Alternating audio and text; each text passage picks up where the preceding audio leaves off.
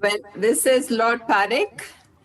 And Okay. you know Rumi you met him in London. Yes, He we did. hosted We you. met That's Lord Parekh also shortly, I think, for a short time. Yes. and Lord Dholakia. We haven't met. It's nice meeting you, sir. Nice. And Anita Goel and Sunita Arora. We haven't met, but it's very nice meeting you. Thank you for being here.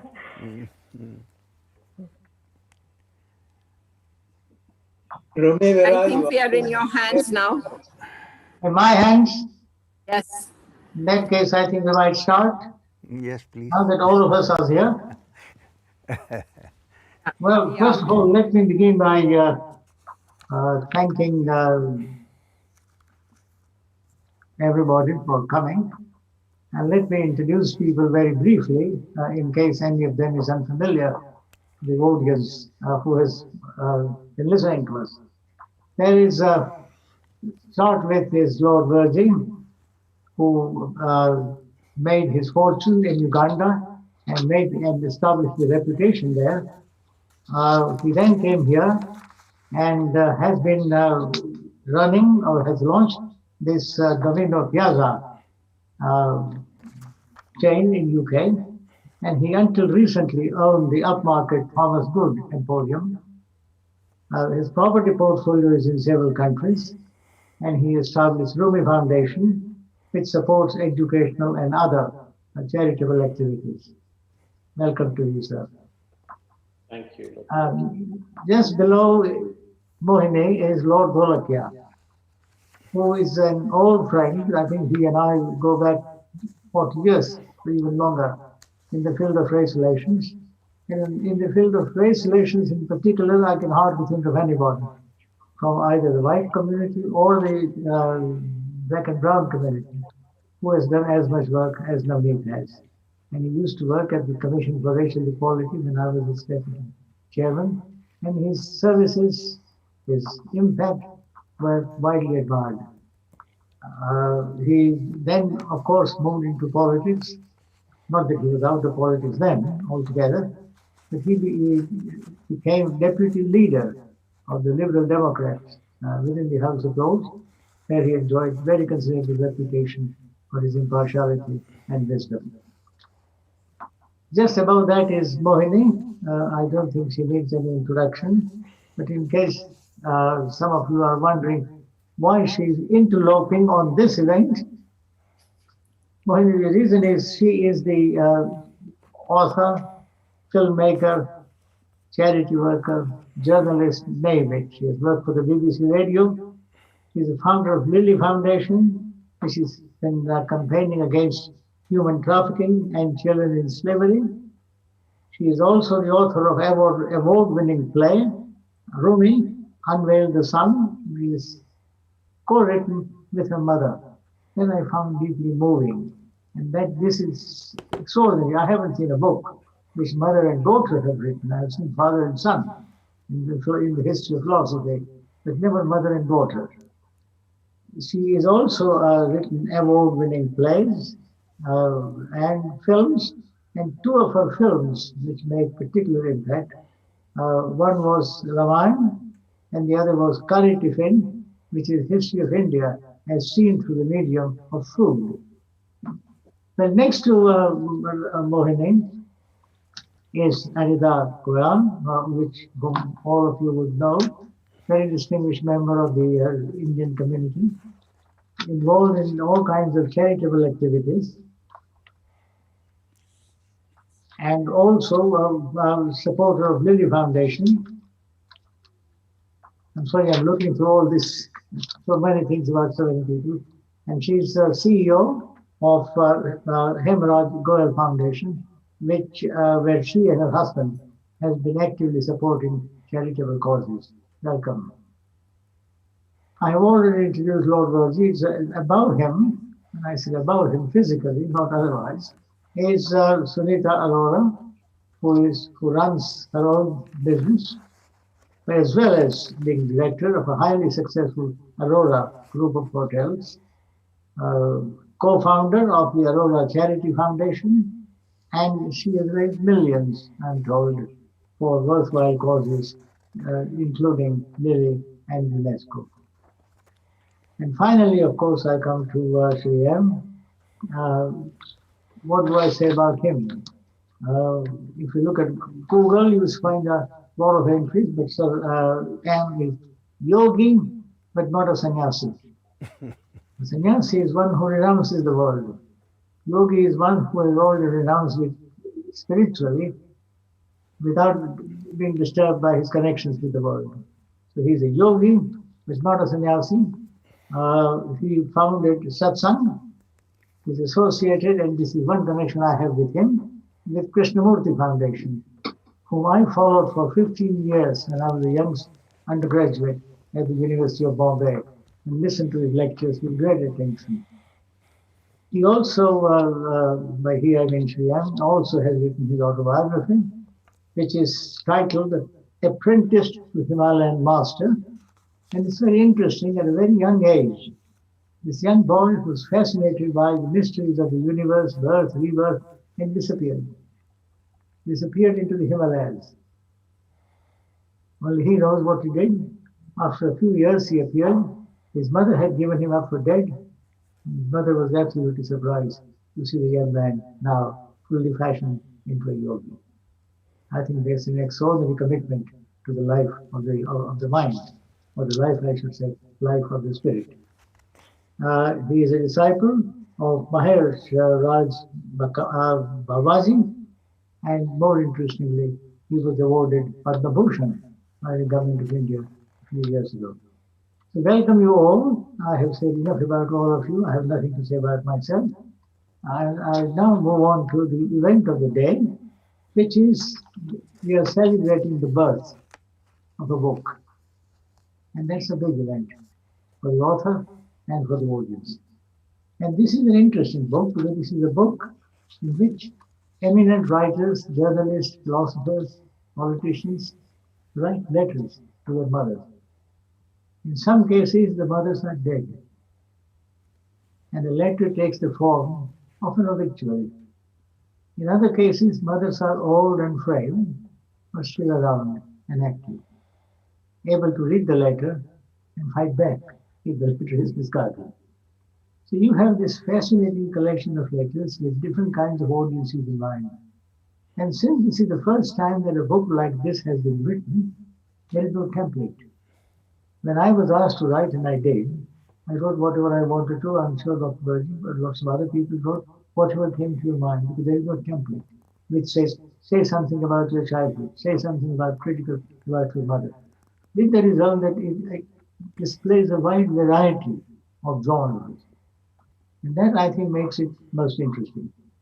And it's also, I think, very striking that precisely because it is not condensed or molded into a particular mold, it allows the spirit of the writer to express itself fully, the way he wants to. So you read Amitabh Bachchan, and he writes it in his own way. You read somebody else, I can't name, Clifford Richard, or you read someone like Sarojini Tagore. Mohini will tell us about it. You get a very different spirit. So what you have is a vignette of people writing about it. And I think the last point I want to make, and then I shall shut up, is why mother? Why letters to mother? Why not letters to father? Just as important.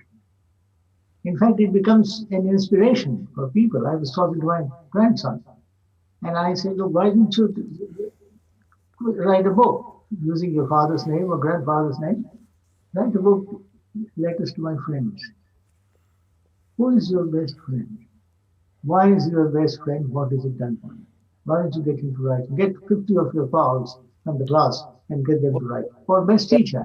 The program, Was Jane McDonald's, Cruising with Jane McDonald. where was she? She was on a boat, Viking boat, up the going up the Baltic Sea. But what was the place? Leningrad. Leningrad. No, but the other name for it. It used to be called. What happened here? I think we are. It's called. So, sorry, I couldn't hear what was being said. Navneet, I think you meant to mute yourself then, but you didn't. Can you hear? I think you turned off the visual rather than the sound. Yeah. Now, can we hear? I have my colleague with me to monitor the machine in case his assistance becomes necessary. Can you hear me now? Yes, I can hear you well. Look at me now. No, the last point I was making was why a book address containing letters to your mother, not to father, not to brother, not to a friend. And that's because I think that every relationship has a peculiar logic, a peculiar texture, peculiar feel.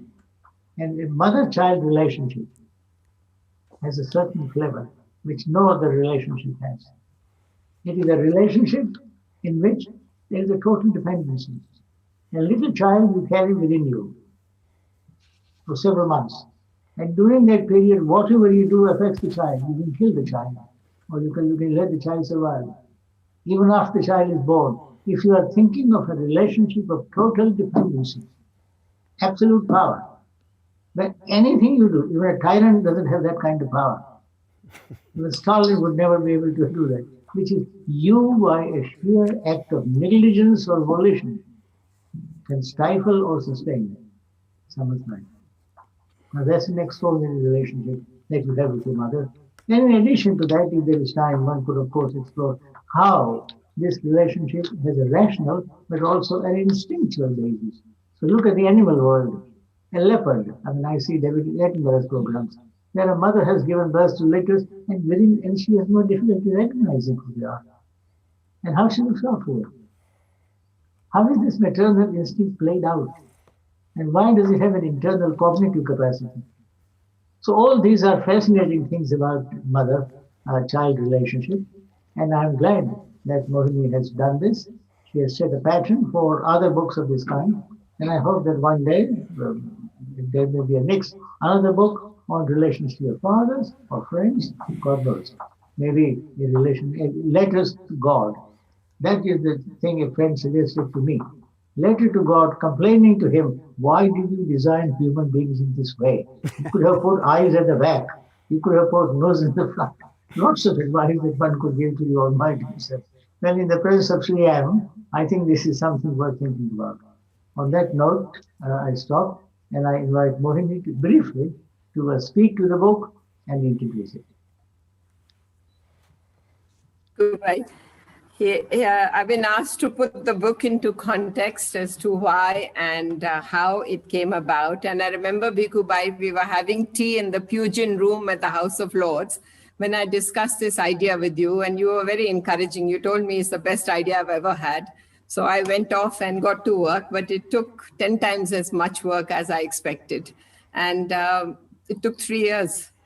And why did I focus on mothers? Well, I think everyone here knows about our charity, Lily Against Human Trafficking, and it's named after a 4-year-old girl who was sold for 5,000 rupees to a pimp who brought her to Delhi from Hyderabad, sold her for 1 lakh rupees. So, I mean, that's a huge profit. And some years, well, she was rescued by a project and she grew up in a shelter home and she was educated. And some years back, when she was about 18, I asked her, I said, now you're grown up and what do you want to do in your life? And she burst into tears and she wept for hours. And she said, my ambition is to teach mothers to love their children. Because you see, it was her mother who had sold her for 5,000 rupees because she was a prostitute. She needed the money for drugs. Now, so this little girl was, this was the ultimate betrayal for her. My own mother, in stark contrast to Lily's mother, gave us a golden childhood.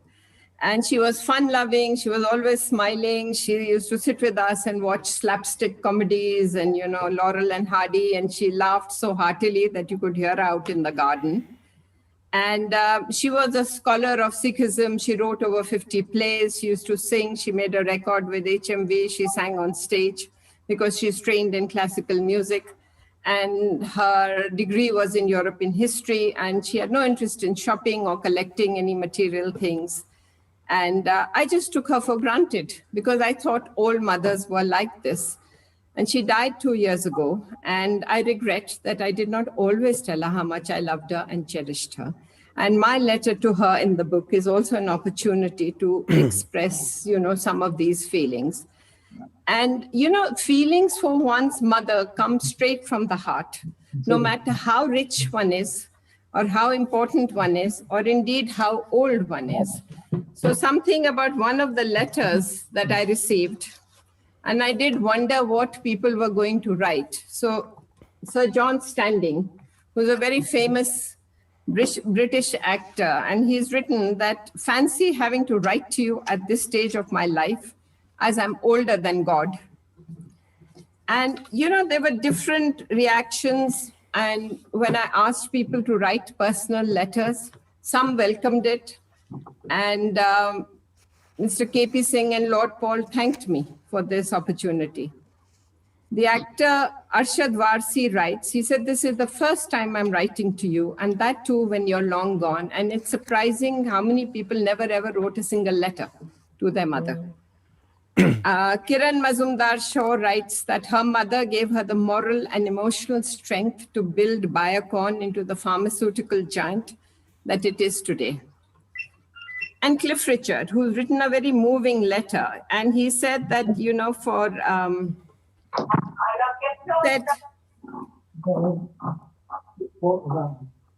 I think he said that you who I can never forget and will always love. And, he was born in Lucknow, and he spent the first early years of his childhood in India, like Kipling. And then the family moved in 1947 to England, where times were hard. And he has written very frankly about it in his letter. Now, Prime Minister Narendra Bhai Modi writes that mother is the ever-flourishing spring of inspiration and a strength to overcome all challenges. And His Holiness the Dalai Lama, who's, of course, an apostle of compassion, and he says, my mother was the first teacher of compassion, which is why I believe we first learn about loving kindness at home. So really, mother is the first guru, and that is my theme. And my own mother taught me to be intellectually curious and to explore, many different avenues of self-expression. And she was very generous, and she taught me not to seek revenge, never to, but leave others to their own karma. So, some people declined my invitation because they could think of nothing nice to say about their mother. There are other letters in the book that speak about difficult childhood and lack of affection from mothers. And then, of course, there are some heartbreaking letters from girls from our projects and their letters, talk about betrayal and abandonment and being sold and all sorts of dreadful things being done by the one adult who should have actually protected them at all cost. So this kernel of this idea came from my work with anti-trafficking, which I've been doing for about 16 years. And it's a horrible business, buying and selling human beings. And of course, more women than men. And so we work, of course, to try and give them some equal opportunities. And Bhikkhu Bayu and Rumi, Sunita, Anita, everyone has been benefactors and team members of Lily. And your help has reached about 300,000 people. And the title of the book just came from the opening of a letter, Dear Mama. And I hope the book will touch hearts and it will, engender some compassion for these girls and women who are in very difficult circumstances. Because I think the pandemic has also shown us that we are interdependent. Right, well, thank you very much. Are you stopping there? Yes, I think I will. Thank you. Well, we have in all about 75 minutes for the program, of which we have taken up 20 so far. So we have got about 55 minutes left, of which 40 minutes I thought should be given to the panelists and about 15 for comments and questions from the floor. So bearing that in mind, I would be more than happy for any one of you to a kickoff with some general comments on your own piece or on the general questions that Mohini has raised. Who would like to start? Navneet? Can I start? Can I first of all congratulate Mohini for this excellent publication, something that's been lacking in our sort of library, and I think this would be a tremendous joy for other people to read how they relate to their particular mother. In my case, I was watching a television program last night, which was about Jane McDonald cruising across different parts of the world. And she came along to Petersburg and went along to a dolls museum. Remember the Russian dolls? Dolls inside dolls inside dolls. And I was looking at this particular program because I'd been to the same museum some years ago in Petersburg. And what I noticed and what she noticed, that every one of these dolls had a face of a woman on it. There was not a single man anywhere at all. And these dolls were in values from over 5,000 pounds to peanuts sort of thing. And when she questioned as to why the women's face on these dolls, she was told by the curator that mother is at the center of everything that we do. And it's the center of the family. And that is why that is represented. You will never see a man's face. You'll always see a woman's face. In my case, I have a difficulty here that I could not pen a letter to my mother because, as I said in the publication, that she could not read or write. So it was very difficult to explain to her in writing what one felt whenever I was away from her. But one thing I always say to people, it's become a humor in a way, that I was very close when I was born to my mother. And the reason is basically very straightforward. Father earned the money, mother was the chancellor of the exchequer. Although she could not read or write, she had the total command of how the money was going to be spent and who will receive what, and literally account for every expenditure in the house. That amazed me at that particular age, because I was sort of saying that she couldn't even sort of read or write, and yet she's able to demonstrate very clearly her skills in running a family. The one other thing that I want to mention here, and I think Rumi probably will back me up on this one. I was born in Tanzania, East Africa. There were no radios, no newspapers, no television at all in those days. All we had was the paraffin lamp, which she used to light at about, she was light at about 6 o'clock in the evening. We used to sit around it and read our book and our lesson, etc. And almost everything that I did in my life, I've always treasured. And one of the most valuable things that I have of my mother, when she died, I kept her passport, and what it indicates, where they said they want the signature of my mother on a passport, she has a thumbprint on that one. And to me, that thumbprint is one of the most valuable things that I always treasure in my life. Thank you. Very good. Very moving, Navneet, very moving. Lord Virgil. Well, thank you. First of all, I want to just echo, thank you, Mohini, for the wonderful work. And I know how much work you put into this and how much effort you did. And, let's not forget, this is about supporting Lily and the charity that you do so much to help people. And, I think probably for all of us on this call and for the audience, it's hard to imagine a mother who is not an angel and who doesn't nurture you and love you. And yet, even in my own experiences, some of my friends who we've talked about, who their mothers didn't love them for whatever reasons. And, the harrowing story of Lily and the common story, I found, to be honest, I found it quite difficult to relate to. In your book, you mentioned a number of $100 billion is the amount of money spent on human trafficking in the world. And, when you try and digest that number, it's a frightening number. But, I was fortunate to have a very loving mother. My birth, I'm the youngest of 3 sons, but, our birth was a miracle.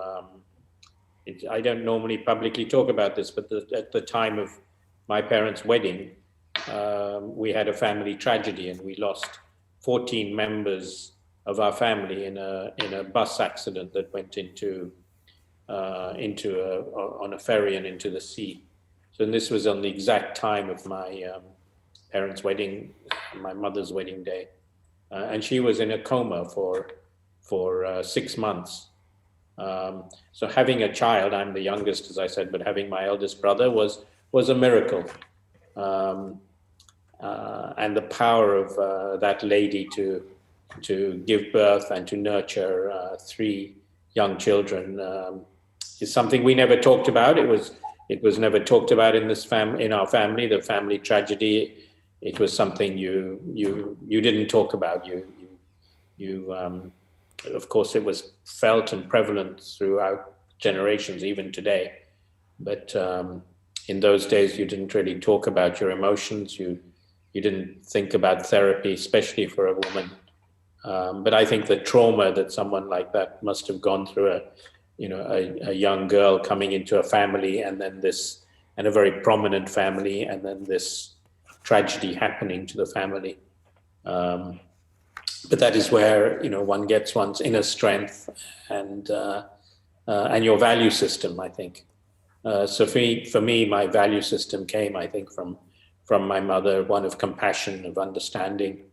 So I think everyone, we're very lucky to have loving mothers, but and it's hard. When I first came across a friend of mine who talked about the opposite, how he didn't talk to his mother, how his mother was jealous of him. It's hard to understand that. But I was very touched by what you said, Lord Parik, and I think the lesson we learned from mothers is the concept of infinite power. And I think there is so much to learn from the concept of power. And I think a mother can teach us that power doesn't have to be, the power can be used in a compassionate way. It doesn't have to be used in the way that sometimes it's used in the world. And I think I find that a very interesting concept. When you think about it, you have ultimate power as a mother. And for me, again, personally, when my mother was dying with cancer, she said to me, "You are my mother, and you're a father, and you're my father."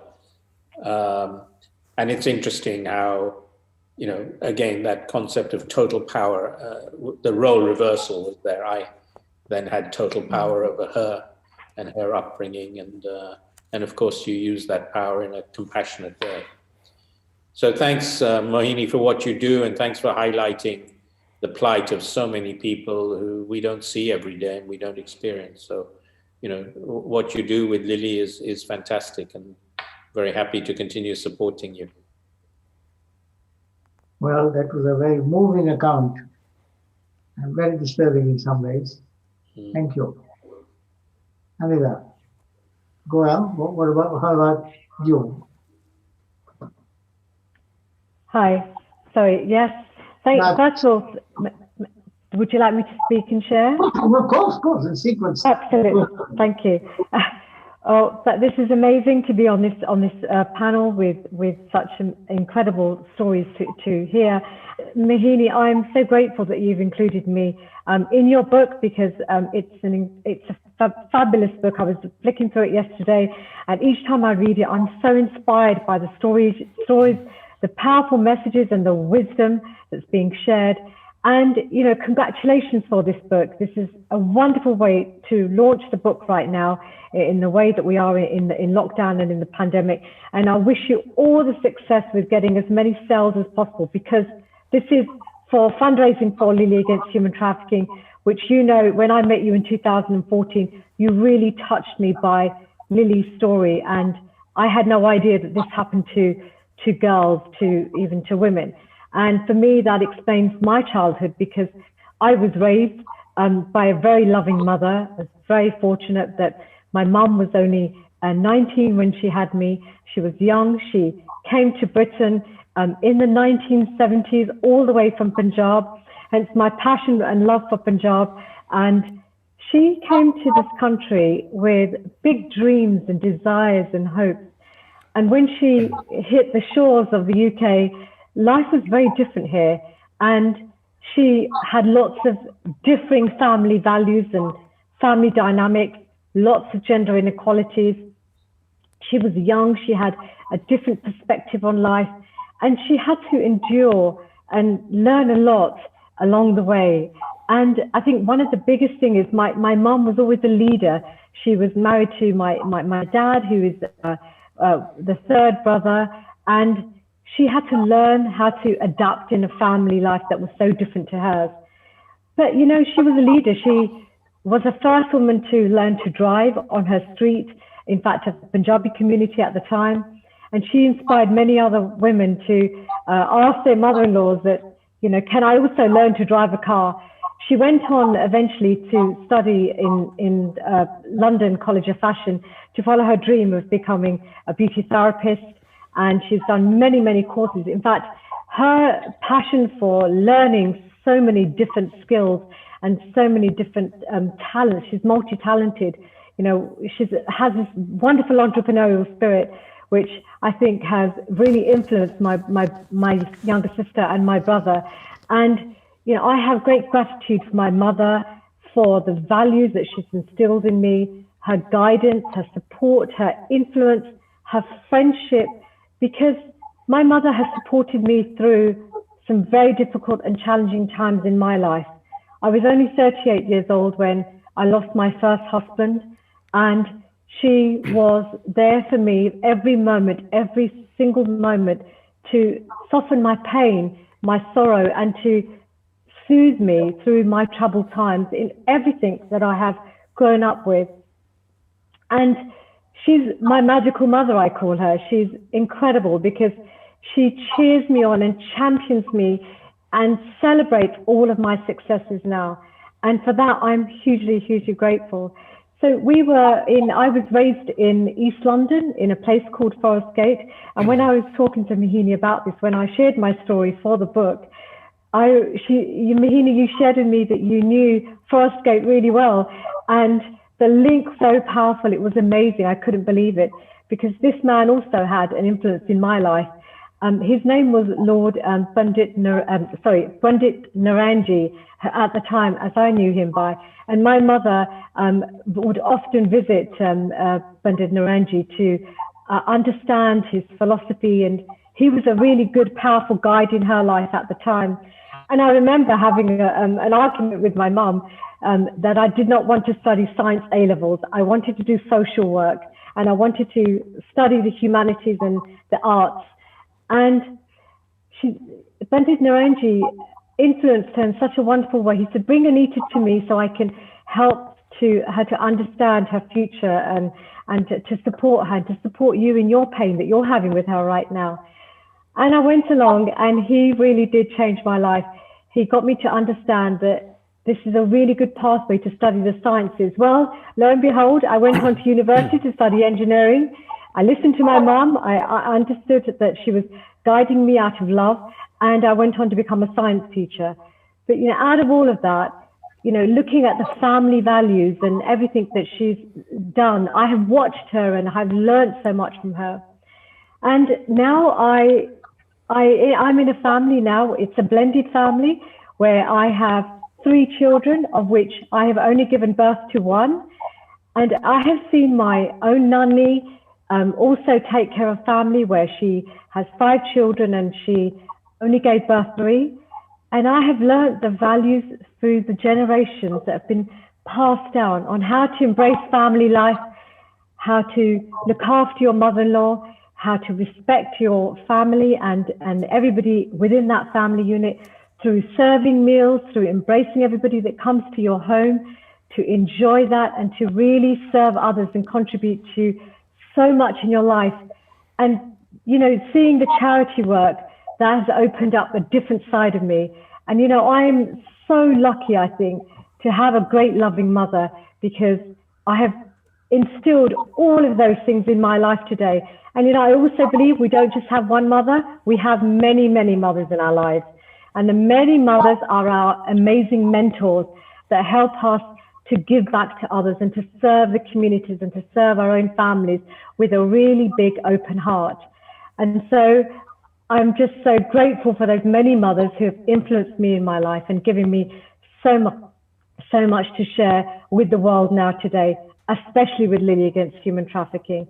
And, you know, when I've got 2 daughters, and when I heard the stories, I was heartbroken that this happened. And I knew from that day in 2014, over the last 6 years, that I have to keep on supporting this amazing charity. So I urge everybody to go on Amazon, to buy this book, and to do your part for this charity. So thank you very much for honoring me today, Mohini, and everybody else. Thank you for voice from Punjab. Thank you. Shri M. Can I say, Bhikkhu Bhai, we don't really have questions because we don't have audience participation. So I request Shri M to, you know, enlighten us. Right. There are no questions. Yeah, because we don't have audience participation. Yeah, but I thought there were some questions given to us in advance. Hasn't somebody We can given address. Those we can address. Anyway, we'll listen to Shri M now. Yes, of course, yeah. And he will be followed by Sunita. Shri M. So, thank you very much for inviting me to this, I wouldn't call it a conference, a get-together of like-minded people, and especially Mohini for making me part of this distinguished group of people who are here. Well, I haven't personally achieved much in this world because my idea when I started off was running away from this world. Well, I had to come back, bang, after a lot of experiences. But my idea was quite different, to get out and learn about that which is not of this world perhaps, and which has a link with this world. And in this venture, I have written this in Mohini's book, Dear Mama. I must say, I have seen how fond she was of her own mother. I've seen it. I've seen it while I talk to her, when I visit her in London, even when she's everywhere. I actually had the chance of meeting her mother once when she was very ill and could hardly talk. But in that state of pain and discomfort, there was a smile on her face when she welcomed a new guest into the house. So I guess what she could have been when she was all right and walking around. Well, I can only say that without my mother's support, I could not have done what I did. Look, I was born in a emigrant Pathan family in the south of India, 4th generation. And my interest was yoga, meditation, Vedanta, which is unusual and difficult for people to accept from a particular background. But so at the age of 19, I just broke what I call the golden cage, where we were well looked after. My father's only regret was that I didn't pick up his construction business. And I was the only son and I'm the eldest son. You know, in India there's this thing about the only son and eldest son and so on and so forth. I had 2 sisters, of course. One of them was very studious, so she became an Indian Administrative Service officer, which means she was studying when I was meditating. Let's put it this way. So anyway, so at the age of 19, I broke free from what I thought was my conditioning and pushed off to the Himalayas, where of course, if you read my autobiography, I found my master Maheshwarnath, and then I lived with him many places in the Himalayas, which even now are not probably on the tourist circuit. And then he said, go back. And the first time he told me to go back was when he asked me, have you written a letter to your mother after 3.5 years? I said, no. Why? He said, because if I write, I'm sure they'll come and somehow take me away. He said, you have to go back anyway. You know, those days when I was wandering with him, I had long hair, thick hair, which was tied up into a matted haired kind of hair style. And I used to wear those, he was from the Nath Sampradaya, so we had those rings to wear. So first thing he said was, take out your rings and put them in the Ganga. He sent me to a decent barber in Rishikesh and said, get your hair cut. I said, Babaji, I was kind of valuing this thing, like something wonderful. Cut it off. I said, but why all this? He said, because you're going back to see your mother and she's already in a terrible state. She used to dote on me, she always did. So, and she protected me from other people who criticized my meditation and things like that. He said, go back, because if she sees you like this, she'll probably have a heart attack, cardiac arrest. So go normal. He got me a pair of pants from Delhi from someone he knew and shirt and so on, and then I went back. Well, my mother couldn't believe that she saw me, although she hoped that she would see me. And well, there were some emotional moments and so on. And then what I'm trying to say is that even after that, after having done something which would appear to be terrible, to leave a mother who loves you so much and you're the only son, and then run away to the Himalayas and come back, I would say that she did not in any way regret or was unhappy that I had done something terrible according to usual relationship rules and regulations. So she was a very understanding mother. So this idea of the mother, I know there are mothers who, like this Mohiniji's Lily Foundation, how it started when she saw some mother sell her child and so on. There may be such mothers. But I would still say that in a woman, the feeling of motherhood is there. If it's either manifest or potential, hidden, it is there. This lady must have done for some compulsion which I cannot understand myself, but I also sympathize with her in some way. Not for selling away the child, but there must be something terrible that has happened by which she could do such a terrible thing. Because the mother is, as as Lord Parekh said, is the one who is most linked to the child. 10 months we are in the womb, male or female, we are in the womb, and all nutrition comes from the mother. Everything comes from mother. As he said, yes, in a way, she dictates everything that happens to us. She can get rid of us if she wants. I don't think any mother in a right mind would do that. But this concept of the mother, from my understanding, is a very ancient concept in India, at least in India. Well, we call our country motherland. We don't call fatherland. I'm not saying father is not important, but the mother. See, this 10 months that you are in the womb establishes a very intimate connection with the mother, which even if you think you're free, you've got moksha, you've got nirvana, somewhere in the brain it's still there. Can't totally take, I'm not saying you should, but it's there. So and in India, the entire creation is supposed to have started from a primordial energy who is called Parashakti, which is a mother, the eternal mother, the supreme mother. So when I see people ill-treat women in India, I don't understand why they have forgotten their ancient culture. What's going on? It just can't happen.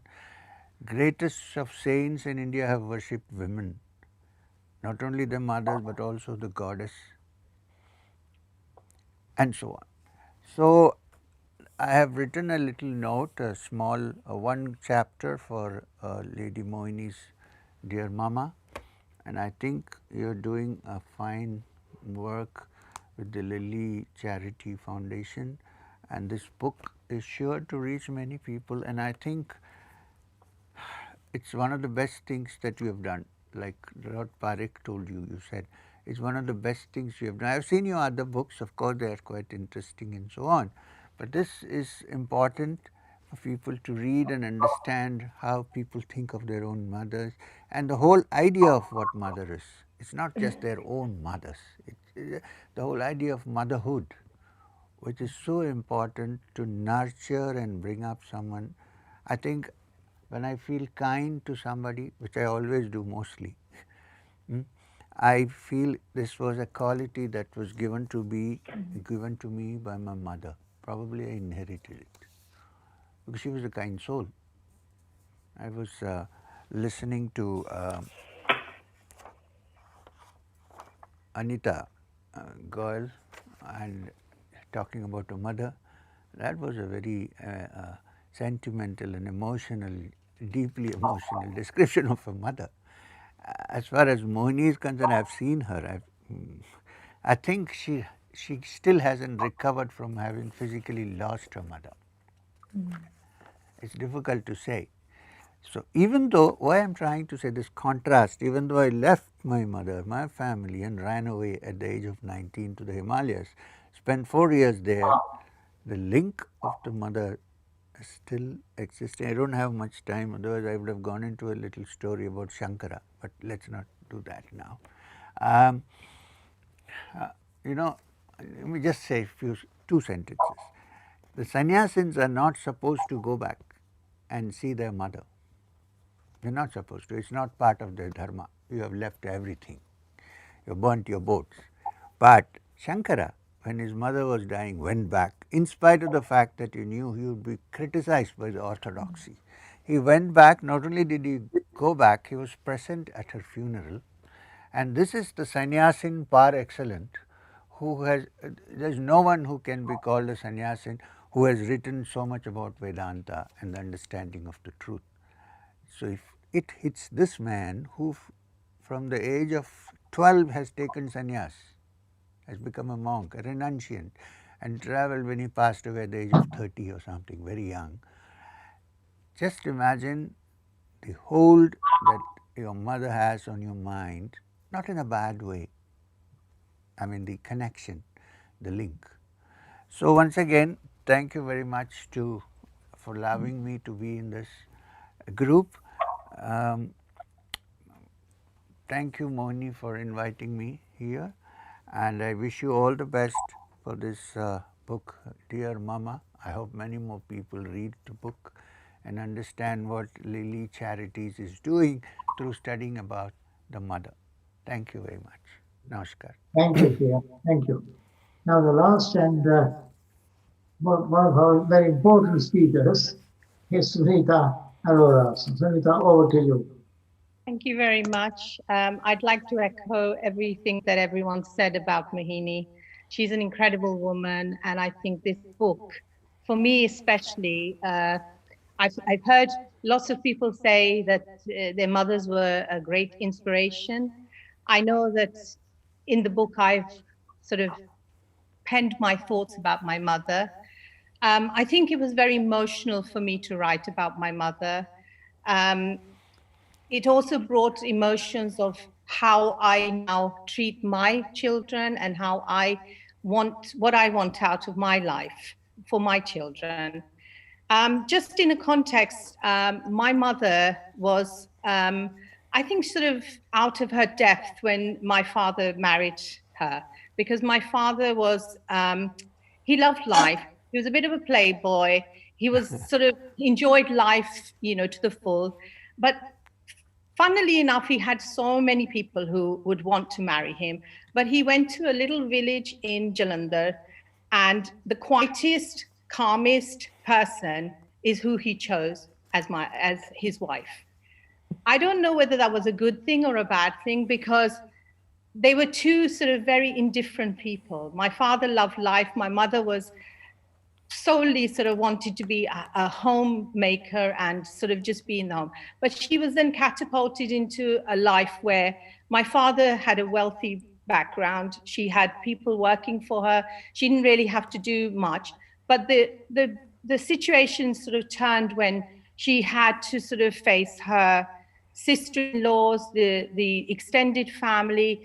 And to say to the least, she didn't really fit into much of the family. So she was always like depending on my father to sort of, not to sort of get her out of the problems, but, leaning on him more and more. But then suddenly we were sort of then put into this situation when I was born in Nairobi. I was only 2 years old. My sister was younger than me.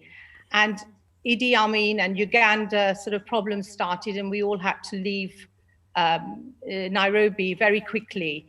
Now, going from a very wealthy sort of background and having things done and everything, we were catapulted into London with nothing.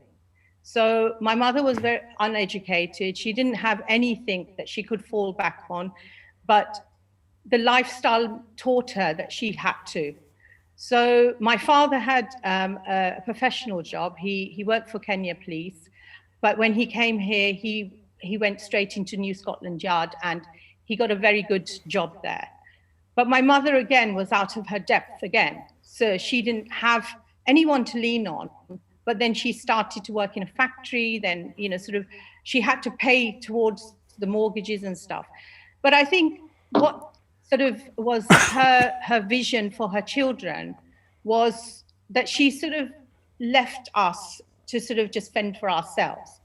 And I think she became very detached from us in her life of wanting to sort of, build the home.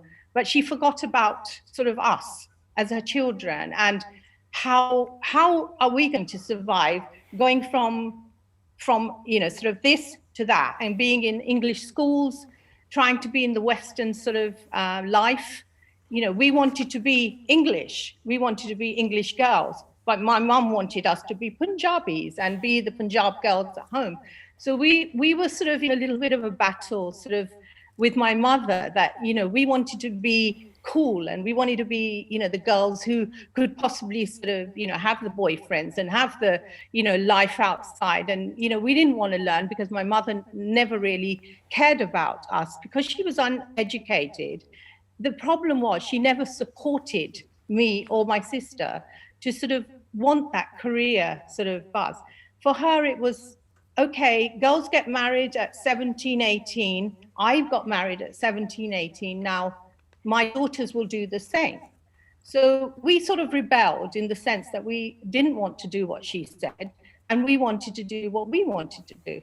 So it was impossible to sort of win her, but she was quite strict.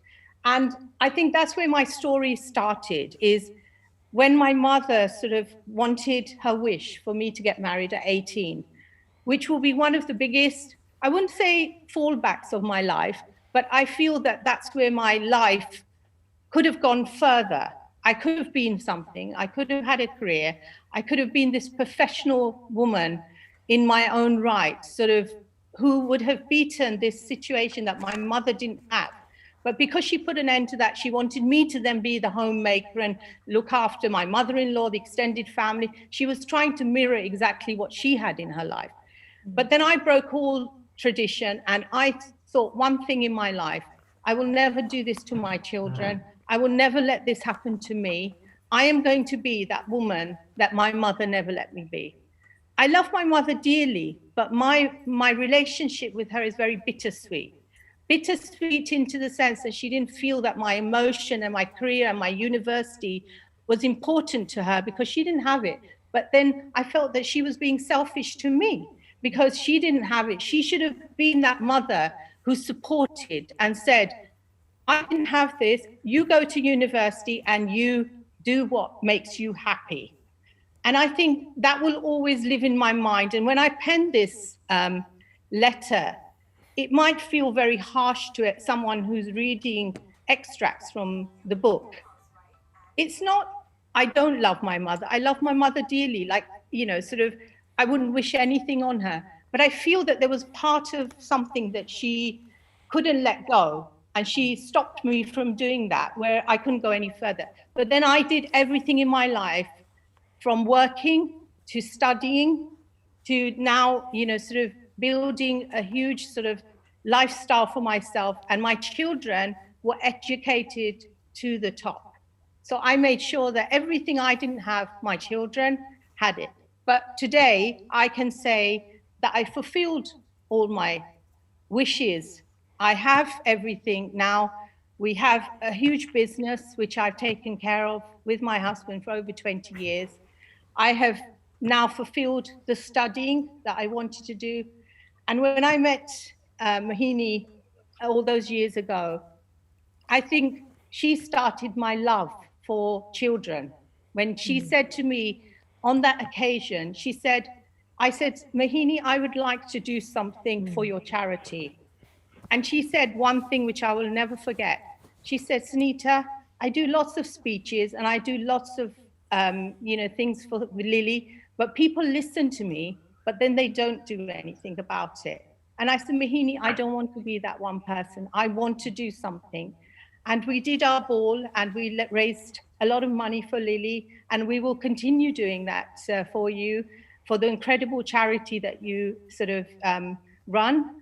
And today we have our own Aurora Foundation, which has now helped many, many charities, over 300 charities we've helped, and we've raised over £3 million. So in my heart, I'm fulfilled, I'm happy. I feel that I can understand my mother a little bit more now for what reasons she had in her life. I think my father was also, he was difficult because he loved life and he liked to he liked to have music in his life and have a dance. And my mother didn't want to do all those things. And she just felt, that he was always wanting the fun side of it and not being the serious side of it. So I think I take over with my father, that he's instilled all of that and I can carry on doing what he used to do in his life. And, we love our mum lots, but we encourage her now to break free from this Punjab woman. Even if you're nearly 80 now, Mum, you need to live a little bit. So I think I might crack it some point.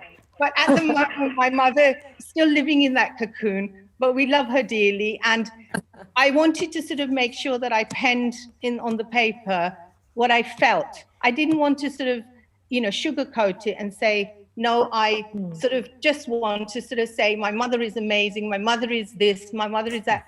I wanted people to know that there is mothers and daughters out there who do feel that their mother wasn't there for them and their mother wasn't there to support them.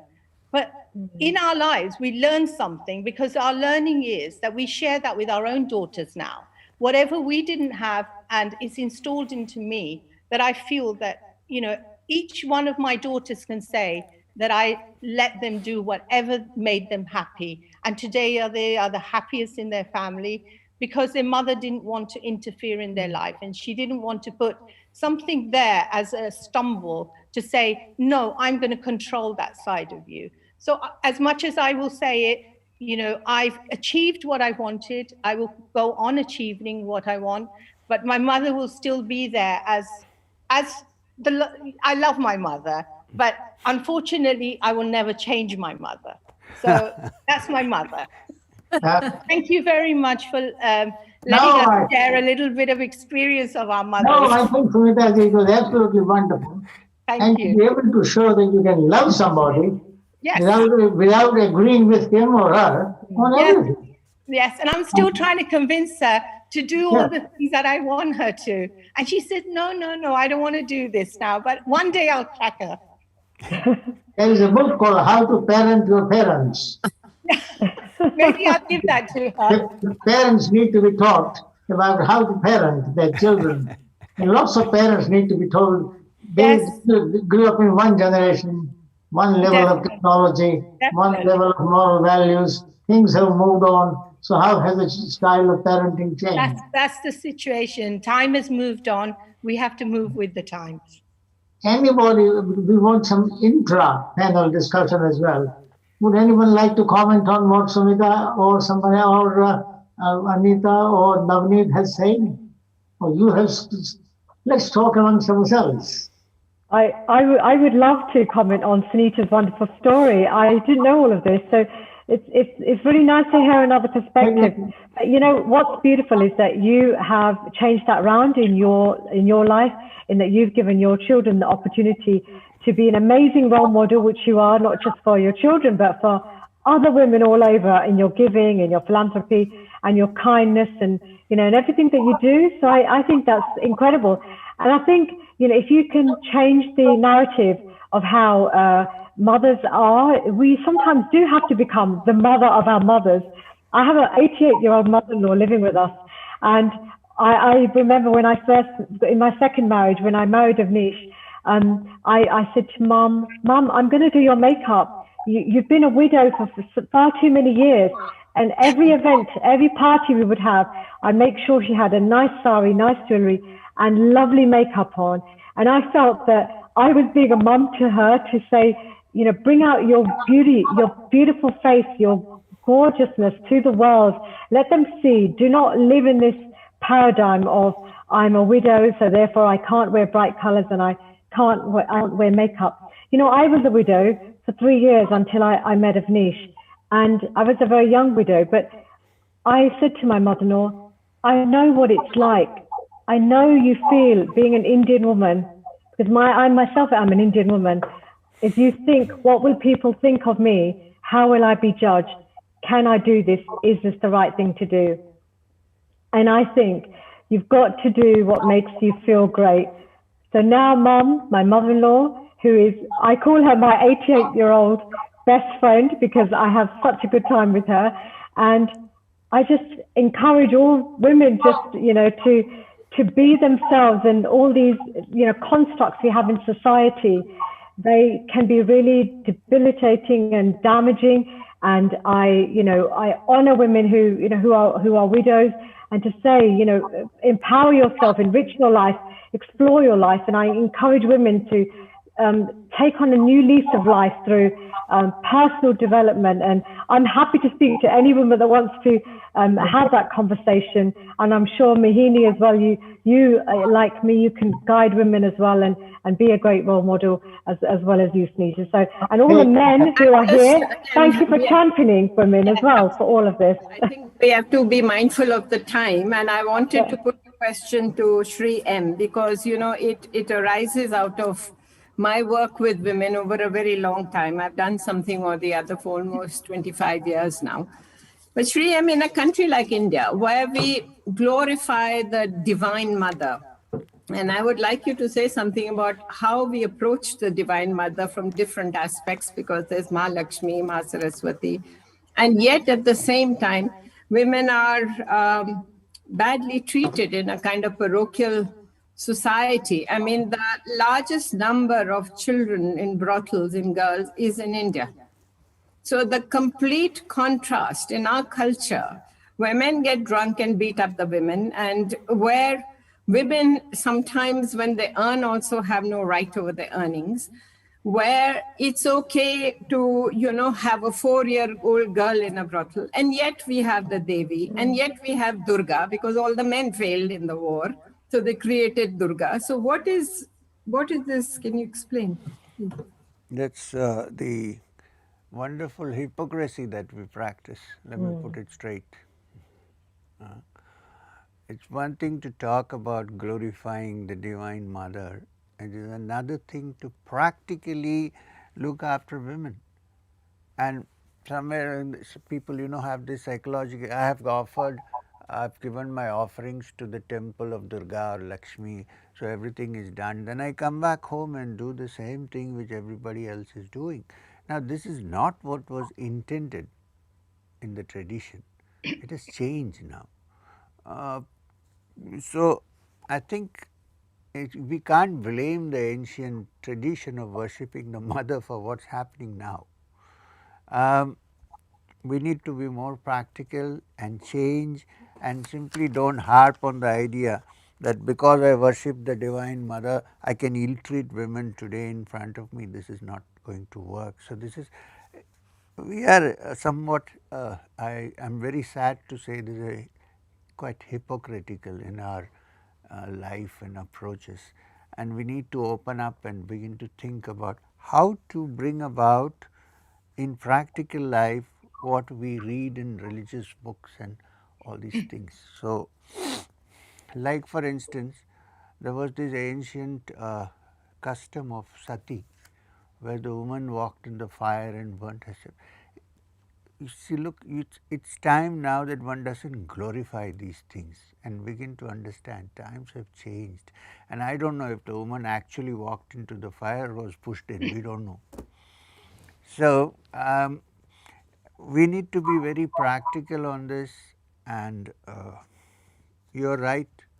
It's like a very, you say one thing and you do another. You worship the Devi as the female aspect, then you ill treat women. I mean, this is not going to work. And what can we do about it? Well, people like me and also young people have begun to rebel against this and change things. So it will happen. I think it should happen. I think Lord Dholakia has some point. He was raising his finger just now. I'm just going to ask you one other question, because what I've noticed, belonging to a large number of charities, that substantial number of decisions about women are being taken by men.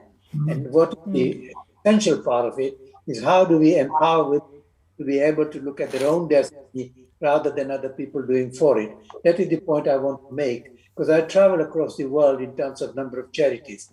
I belong to Save the Children Fund. I belong to the Plan International. I belong to Street Children in India, etc. And every time I have seen, it's always been the men influencing the position of women. And that is something that needs to be changed. And if you all belong to some of these charities or contribute towards some of these charities and lift the fingers of people, because we tend to forget one of the most lucrative trade at the moment is about human trafficking, more than drugs. But we tend to be very, very cautious in the way we take decisions. Only in UK this week we are dealing with a situation about dealing with abuse against women, sort of thing. This sort of legislation effectively help. But what we need to do to make sure that women are at the center of this decision-making process. So are you, sorry, may I ask, are you saying that all charities should rather be run by women, taken over by women? I believe that the charity that I belong to, I have seen women contribute far more onto that one.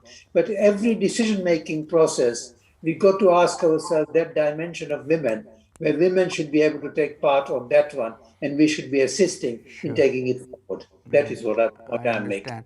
I wish this is taken to the government in this country also, and put before the powers that be and say, look, this is how things are. Can we change this? Women are not passive objects. Important is women should not be treated in terms of charity. They should not be treated as objects of charity or simply as objects of other people's concern.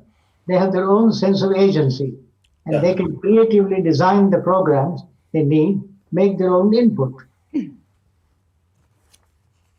It's a question of power, and it's very hard for men to give up power because they have wielded it for God knows 5,000 years. And it's the women's project is only about 50 years old if you take it from women's lib.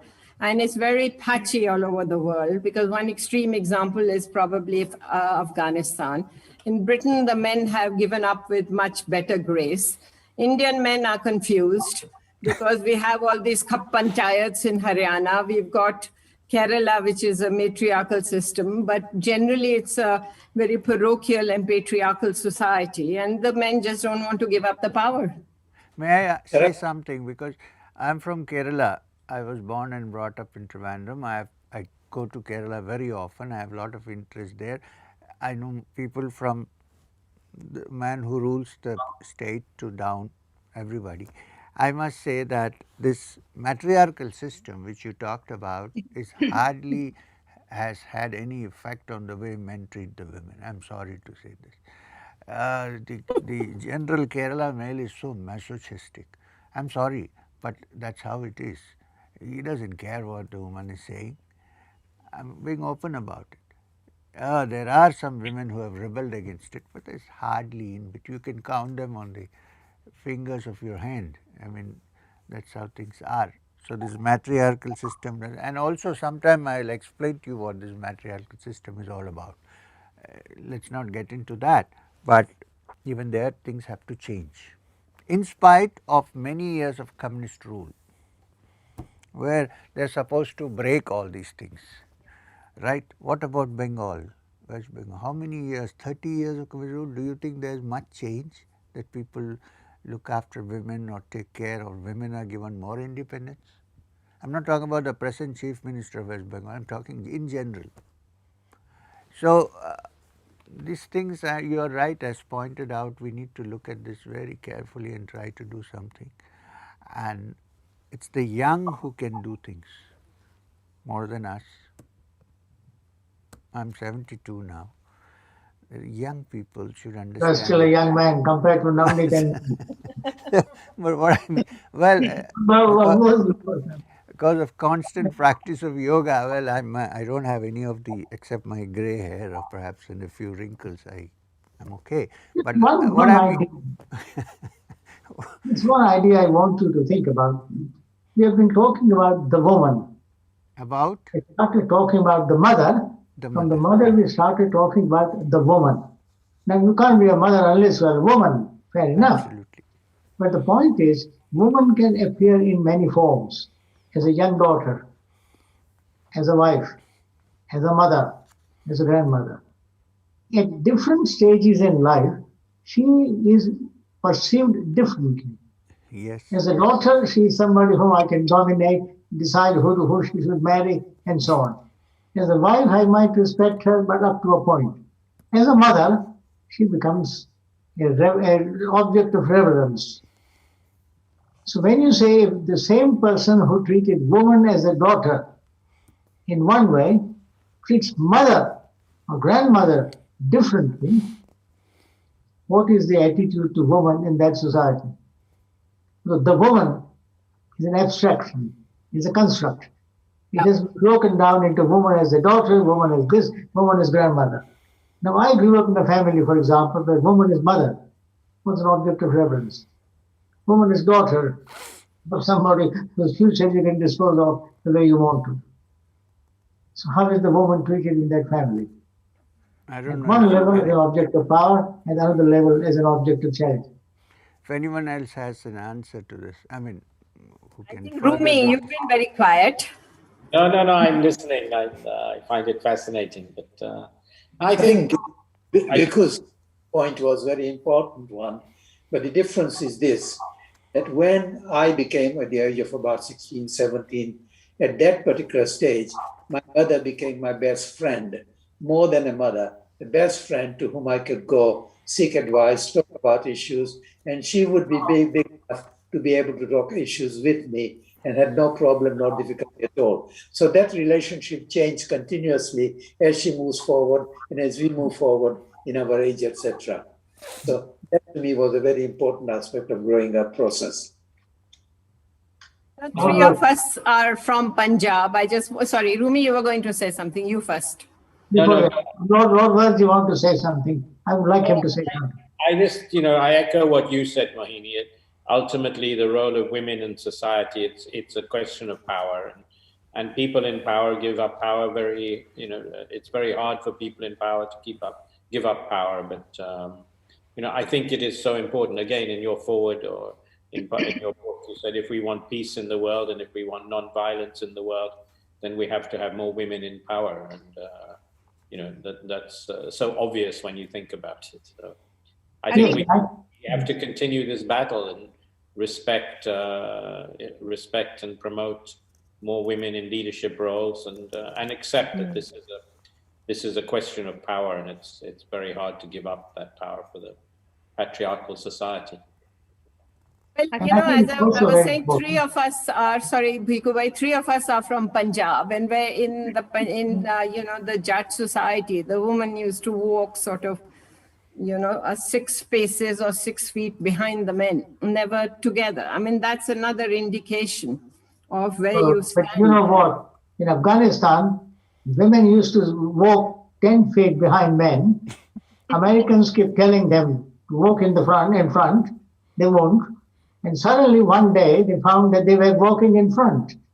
And they said, what has brought about the change?